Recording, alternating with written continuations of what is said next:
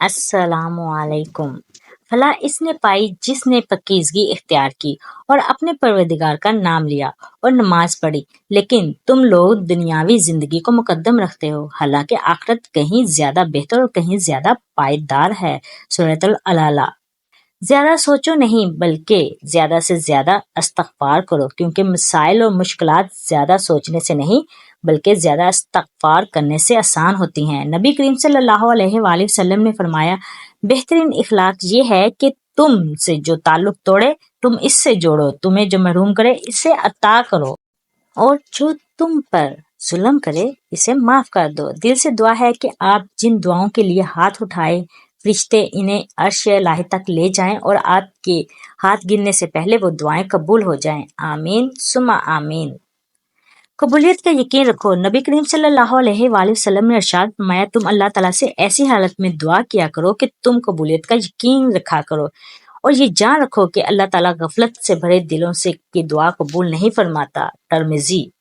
رسول اللہ صلی اللہ علیہ وسلم نے فرمایا، جس شخص سے کوئی گناہ سرزد ہو جائے پھر وہ اچھی طرح وضو کرے اور اٹھ کر 2 رکعت نماز پڑھے اور پھر اللہ سے معافی مانگے تو اللہ تعالیٰ اسے ضرور معاف فرما دیتا ہے۔ بچوں کو سلام کرنا۔ سیدنا انس رضی اللہ تعالیٰ عنہ فرماتے ہیں، رسول اللہ صلی اللہ علیہ وسلم کا گزر بچوں کے پاس سے ہوا تو آپ نے انہیں سلام کیا۔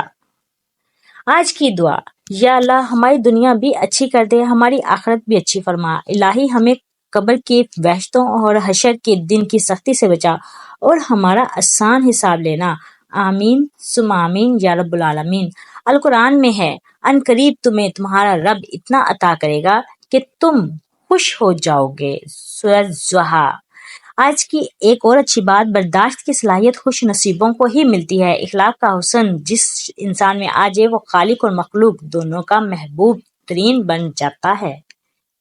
کسی کی راہ میں ناحق مشکلات پیدا کرنے سے پہلے سوچ لیں کہ آپ اس کی تو صرف دنیا خراب کر رہے ہیں لیکن اپنی آخرت تباہ کر رہے ہیں۔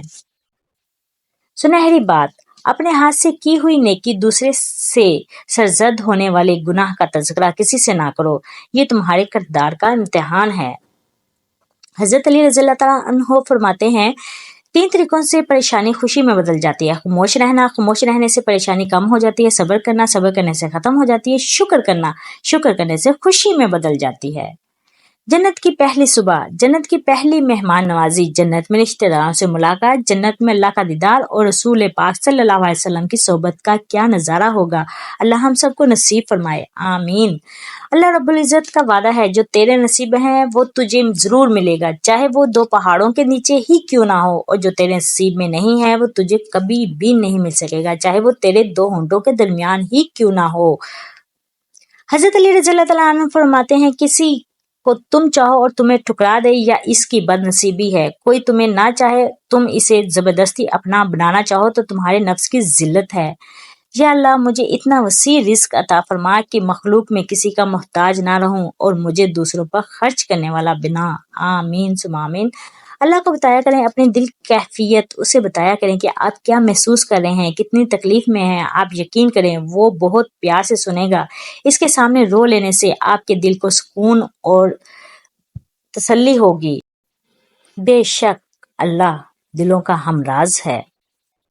کوئی انسان کتنا ہی گناہ گار کیوں نہ ہو، اللہ اس کے لیے دعا کا وسیلہ، توبہ کا رستہ اور رزق کا دروازہ کبھی بند نہیں کرتا۔ یہ پیغامات روحانی ہیں۔ یا اللہ مجھے پاک کر دے، میرے دل، جسم اور ذہن کو ہر طرح کی بیماریوں اور برائیوں سے پاک کر دے۔ آمین یا اللہ عالمین۔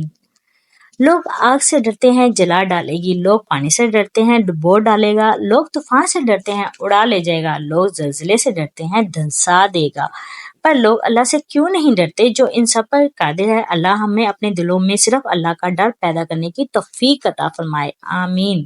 اللہ تعالیٰ فرماتے ہیں، رسول اللہ صلی اللہ علیہ وسلم فرمایا، اللہ تعالیٰ فرماتا ہے کہ میرے اس مومن بندے کا جس کی میں کوئی عزیز چیز دنیا سے اٹھا لو اور اس پر ثواب کی نیت سے صبر کرے تو اس کا بدلہ میرے یہاں جنت کے سوا کچھ نہیں ہوگا۔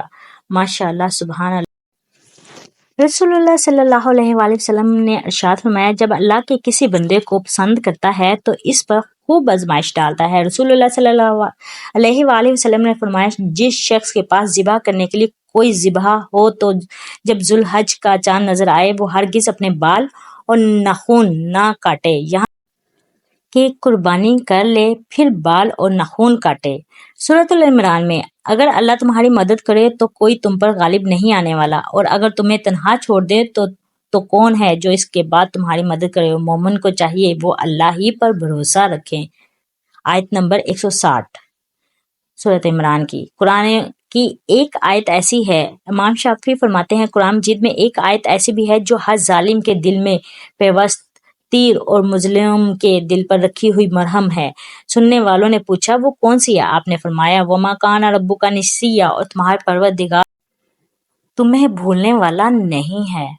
جو پتھر میں کیڑوں کو پال سکتا ہے وہی کوئی راستہ نکال سکتا ہے، اور جو کن فیکن کا مالک ہے ایک وہی یہ مصیبت ٹال سکتا ہے۔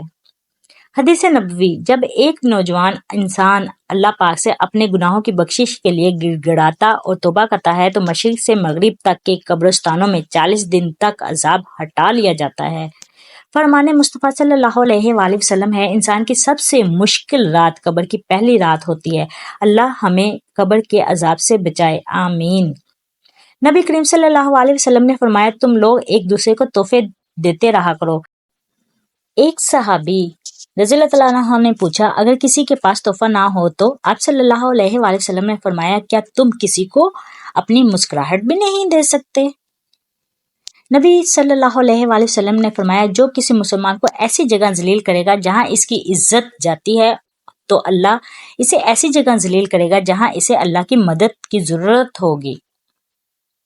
حضور صلی اللہ علیہ وآلہ وسلم نے فرمایا میرے امت کے تمام لوگوں کے گناہ اللہ بخش دے گا سوائے ان لوگوں کے جو گناہ کر کے لوگوں کو فخر سے بتائیں کہ ہم نے یہ گناہ کیا ہے۔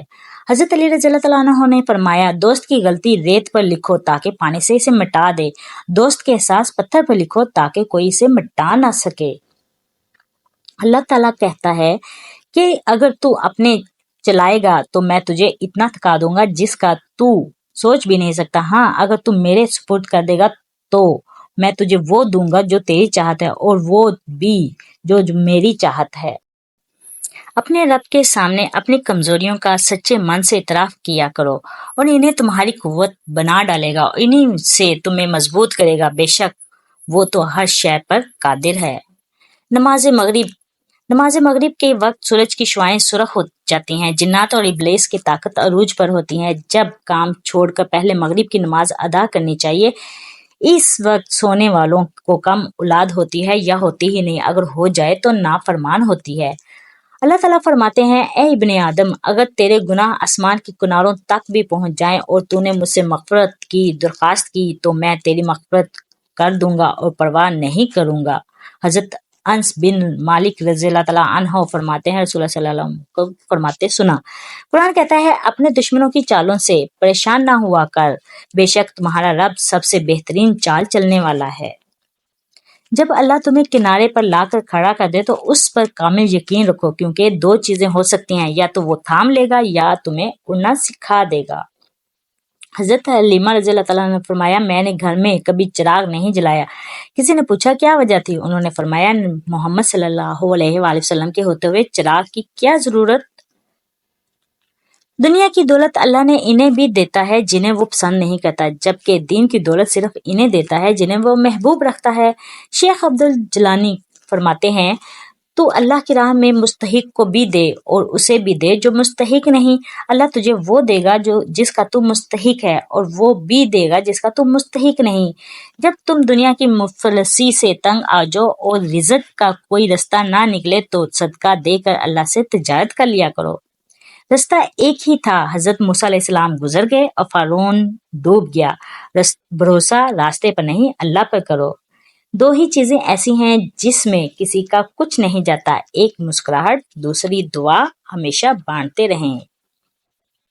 الحمدللہ، شکر ادا کرنے کی وجہ نہیں ڈھونڈنی چاہیے بلکہ عادت ڈالنی چاہیے کیونکہ شکر گزار لوگوں سے اللہ بڑی محبت کرتا ہے۔ جب تم نماز نہیں پڑھتے تو یہ مت سوچو کہ وقت نہیں ملا بلکہ یہ سوچو کہ تم سے ایسی کون سی خطا ہوئی کہ اللہ نے تمہیں اپنے سامنے کھڑا کرنا پسند نہیں کیا۔ اللہ تعالیٰ سب کو نمازی اور پرہیزی بنائے۔